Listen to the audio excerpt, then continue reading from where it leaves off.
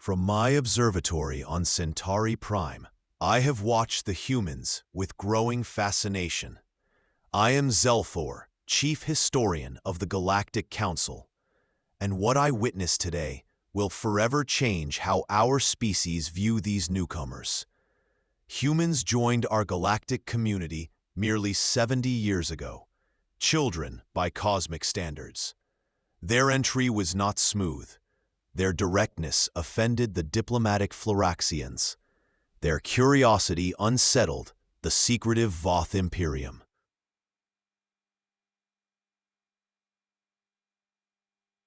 Their adaptability frightened the rigid Quilorians, yet they persisted, establishing colonies across 17 systems while advancing their technology at an alarming pace. The Galactic Council kept them at arm's length, denying their requests for full membership and military cooperation.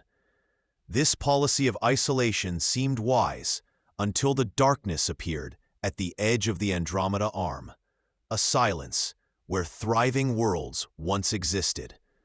The humans called emergency sessions. They presented evidence. They begged for action. The Council dismissed their warnings as the paranoia of a young species.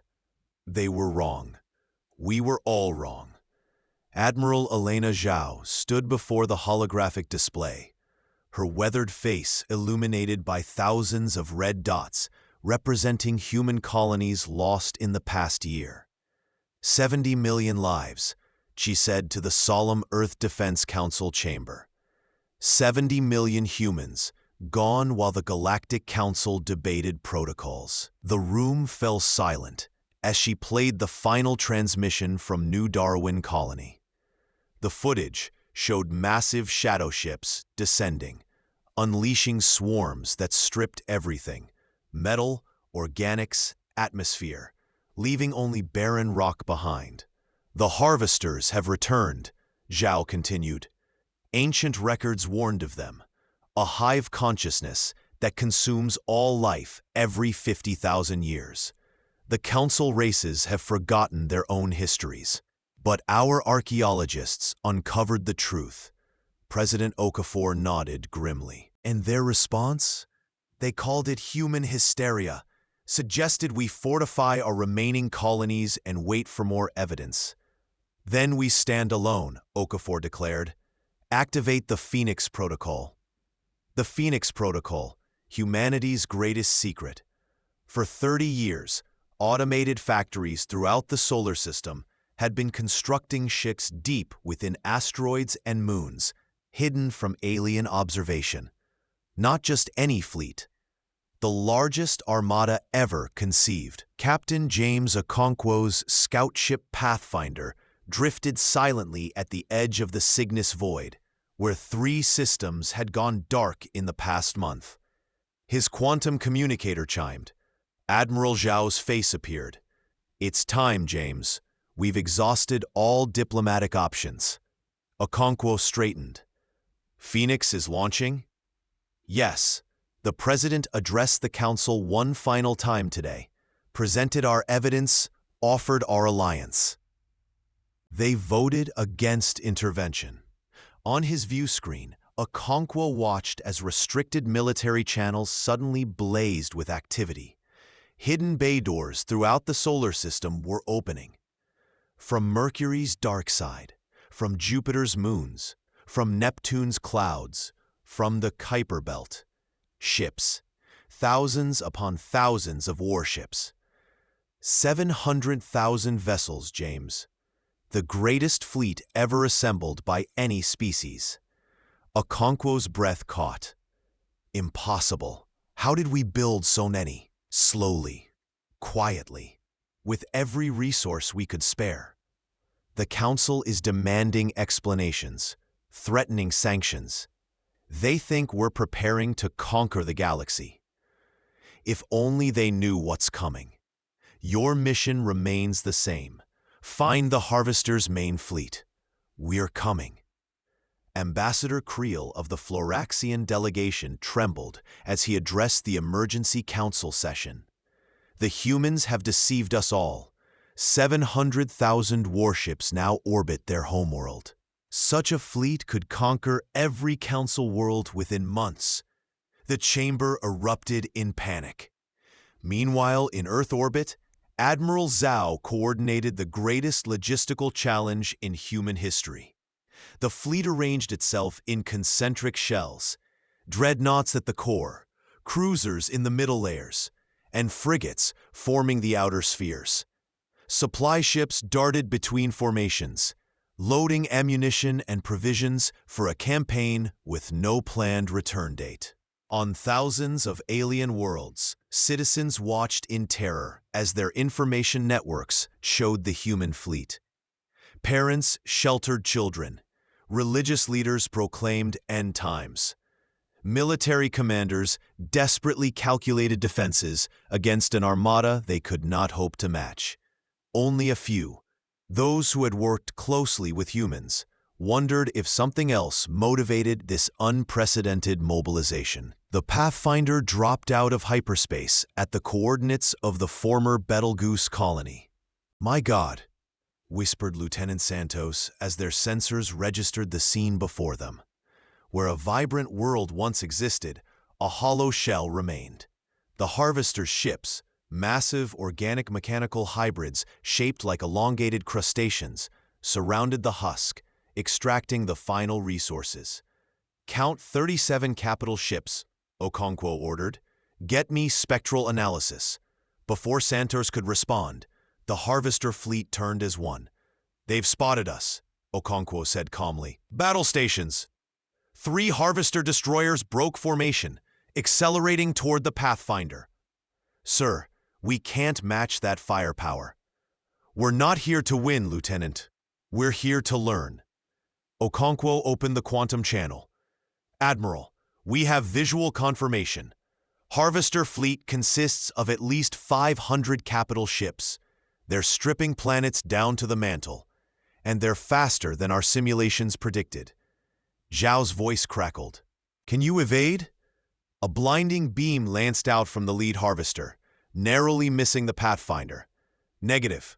They've locked on. I'm transmitting all sensor data now." Okonkwo straightened his uniform. "Tell Earth we were right." The Pathfinder launched its final transmission before the Harvester beam struck. The quantum feed went dead. Maya Chen, Earth's ambassador, stood before the Galactic Council, her face a mask of controlled fury. "The Pathfinder is gone, but Captain Okonkwo completed his mission. The data I'm showing you now proves everything we've claimed." The chamber screens displayed the Harvester ships consuming the former colony world. The Harvesters have already destroyed 15 non-human worlds. Their projected course will bring them to the Arcturus sector within 60 days, home to 4 council species. Elder Diplomat Tezoran of the Quilorians rose. "If this threat is real, why build a fleet in secret? Why not approach the council?" "We did, Elder, 17 times over 12 years. Each time our warnings were dismissed as human warmongering, so we prepared alone." Ambassador Creel interrupted. "A fleet of 700,000 ships goes beyond preparation. It's an empire-building force." Chen's laugh was bitter. "You still don't understand. This isn't an excessive force. Against the Harvesters, it may not be enough." She played Captain Okonkwo's final transmission, including the sensor data showing the Harvesters. "Advanced technology. Our models predict total galactic extinction within 7 years without intervention." The council chamber fell silent. "Earth doesn't seek conquest. We seek survival for all sentient life. Our fleet departs tomorrow, with or without your support." The human fleet moved like a silver cloud through the void. Hyperspace ruptures blossoming by the thousands as ships traveled in careful sequence. Admiral Zhao stood on the bridge of the flagship Humanity's Hope, watching the tactical display as green dots, representing her vessels, streamed toward Harvester territory. "All battle groups report ready, Admiral," her XO announced. Zhao nodded. "Commence Operation Bulwark." the fleet reorganized into what human tacticians called the Swarm, a revolutionary formation no alien military had conceived. Rather than rigid lines, human ships would function like immune cells, adapting their positions in response to threats, sacrificing individual vessels when necessary to protect vital units. On 1,000 ships, captains addressed their crews. Some spoke of duty, others of family. All knew the statistics. The best simulations predicted 60% fleet loss even in victory. In the mess hall of assault cruiser Jakarta, Lieutenant Maya Patel wrote a final letter to her children. "I fight so you might never know these creatures," she typed. "So you might live in a galaxy that remembers what humans did when darkness came. Across 20,000 worlds, beings of all species gathered around information terminals. On Floraxia, crowds filled the floating gardens, their attention locked on the greatest military force ever assembled. In the crystal cities of Qualoria, ancient scholars compared human tactics to their historical records, recognizing patterns from their own forgotten wars against the ancient harvesters. The Voth Imperium, after emergency deliberation, dispatched 200 warships to join the humans. A token force, but a profound political statement. On Negreth, the reptilian inhabitants conducted solemn rituals, honoring the humans they had previously dismissed as primitive. Religious interpretations spread, the humans as saviors, the humans as harbingers, the humans as fulfillment of ancient prophecies. A Qualorian broadcast went viral across the galactic network. "We dismiss them as children. Now they march to die for us all." The first engagement occurred in the Proxima Nebula. A harvester picket force of 50 ships encountered the human vanguard, 15,000 frigates under Vice Admiral Cheng. The harvesters attacked without communication or warning, their plasma lances cutting through 20 human vessels in the opening salvo. The human response shocked alien observers. Rather than retreat, the frigates accelerated, sacrificing 40 more ships to close distance and deploy short-range weaponry. Quantum-tipped missiles breached the organic armor of 3 harvester capital ships. Fusion bombs detonated inside the wounds. The harvesters fell. The remaining harvester ships released swarms, billions of insect-like drones that engulfed human vessels, cutting through hulls with molecular blades. Vice Admiral Cheng's voice remained steady on the command channel as her flagship, Shanghai, disappeared under a wave of drones. "Bulwark actual, this is Vanguard. Enemy weaknesses confirmed. Forwarding tactical data. They can be killed." Her ship exploded moments later. Admiral Zhao studied the battle data as the main fleet approached. 12,000 human ships lost, 38 harvester vessels destroyed. The exchange ratio would need to improve dramatically for victory. The main engagement began at the edge of what humans called the Reaper's Void, a region where over 100 worlds had already fallen to the harvesters. 300,000 human ships met the harvester home fleet, 800 massive capital ships surrounded by thousands of support vessels. Admiral Zhao implemented the strategy derived from Cheng's sacrifice. Small, fast ships would breach harvester defenses, allowing larger vessels to target their biological command centers. 6 hours into the battle, Lieutenant Commander Asahi, on the science vessel Hawking, made the critical discovery. "Admiral, we've isolated their communication frequency. The harvesters coordinate through quantum entanglement nodes. Each capital ship contains one." Zhao immediately understood. If we destroy enough nodes simultaneously, their coordination collapses. Zhao's plan required precise timing. 400,000 human ships would launch a frontal assault a sacrificial move to draw attention from a smaller force that would target 60 identified command ships simultaneously. As the human fleet prepared this desperate gambit, sensors detected new arrivals. The Galactic Council fleet had arrived, 10,000 ships from 17 species. Ambassador Chen's voice came through on the diplomatic channel. Humanity does not stand alone, after all. The combined fleet attacked with precision born of desperation. Human dreadnoughts drew harvester fire, while faster alien vessels exploited openings in their formations.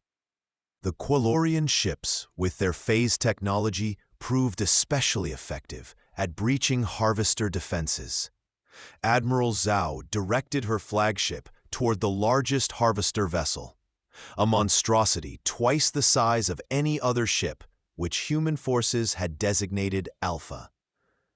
"All ships, execute Protocol Omega on my mark," she commanded.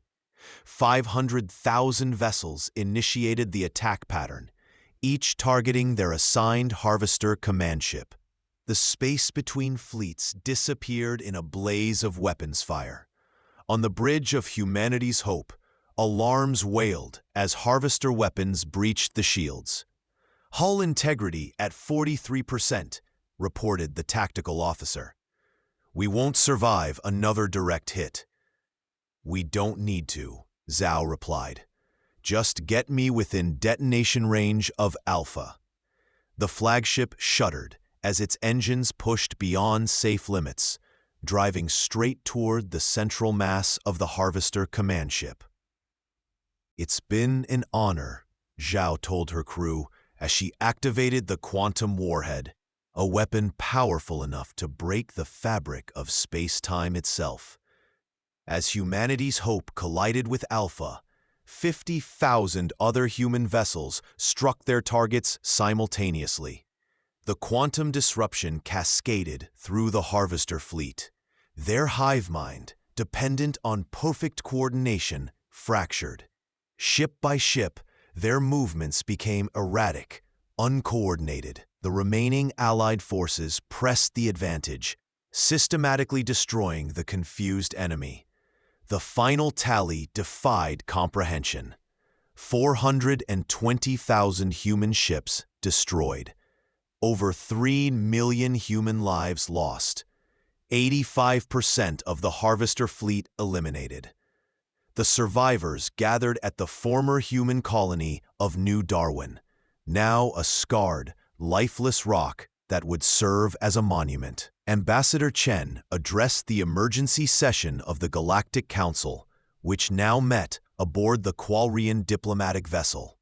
"The threat is contained, not eliminated. Harvester remnants have retreated to unknown space. We must remain vigilant." Elder Tezorin stepped forward. "What humanity has sacrificed cannot be repaid, but it must be acknowledged." For the first time in its 50,000-year history, the Galactic Council unanimously voted to create a new position, High Protector of the Galaxy. The position would always be held by a human. After the session, Tezorin approached Chen privately. "The models you showed us, you knew the cost before you launched your fleet, didn't you?" Chen's eyes remained fixed on the memorial being constructed outside. "We ran 10,000 simulations. The lowest casualty projection was 60% of our fleet. Yet you proceeded anyway. We built 700,000 ships precisely because we knew how many we would lose." 1 year later, Captain Diana Okonkwo, daughter of the late Captain James Okonkwo, stood at the Great Memorial on Mars. 700,000 lights, one for each ship in the original fleet, illuminated the night side of the planet, visible from orbit. The Galactic Council had been transformed. Human representatives now sat on every major committee. Alien technologies flowed freely to Earth in gratitude. Former adversaries became steadfast allies. Diana traced her father's name on the memorial wall. "Was it worth it?" asked Ambassador Chen, who had come to pay her respects. Diana considered the question. My father believed it was. He told me once that the measure of a civilization isn't how it treats its friends, but what it's willing to sacrifice for strangers. Chen nodded toward the shipyards, visible in Mars orbit, where new vessels were already under construction. The harvesters will return someday, but next time, humanity won't stand alone. Diana watched as representatives from 20 alien species laid memorials beneath the eternal flame. They called us warmongers, she said quietly. Now they understand.